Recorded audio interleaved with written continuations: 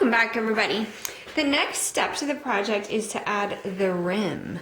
So in order to add the rim, first thing I'm going to do, since this is a little bit set up, which what I mean by set up is it's that leather hard, and so I want that rim to moisten up a little bit. I'm going to take my water, which is right here, and my scratchy tool, and I'm just going to give that rim a little bit of a wake-up call by scratching deeply into it with a little bit of water. That's going to make that rim much more pliable and accepting of a rim.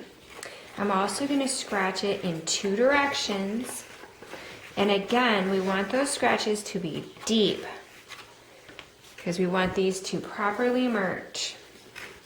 The next step is I am going to roll a coil rim. So I just took a piece of this clay here and I rolled it between my hands, and now I'm rolling it on my surface. My surface is a cloth surface, and you can see it does leave a little bit of a texture on the clay, but that's nothing to be worried about.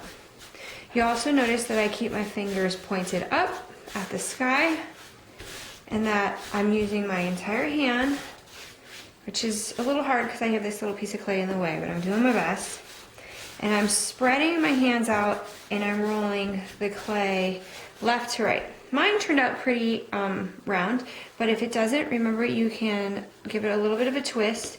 Twisted clay always rolls not round because a twist is naturally round. All right, I want to make sure I roll enough to go all the way around, so you'll notice I've made it a little bit longer than I need it.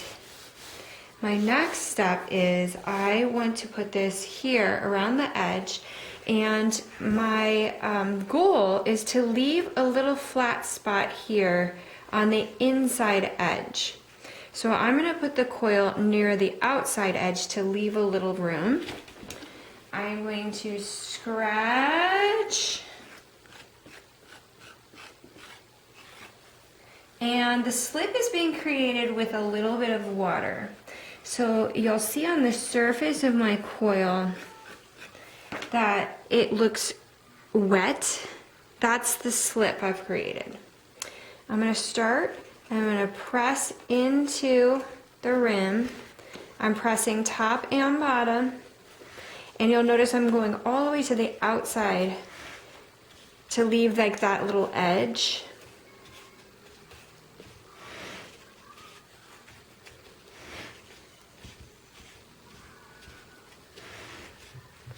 Oh, it looks like I guessed correctly. This will just make it all the way around.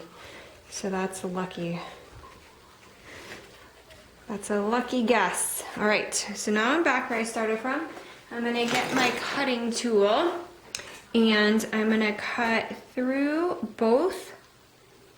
Okay, and you always wanna cut through both. You know, there's a temptation to cut it right here, but you'll notice the end of this is not an even size, and so you want to resist the temptation, and you want to cut through both because your rim will be a lot more even. Now I need to attach my rim, so you're going to use your finger pushing down, bringing down a couple millimeters of clay into the base.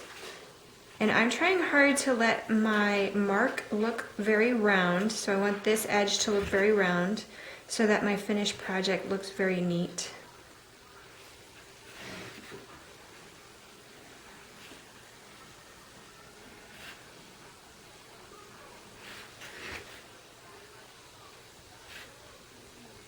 Almost there.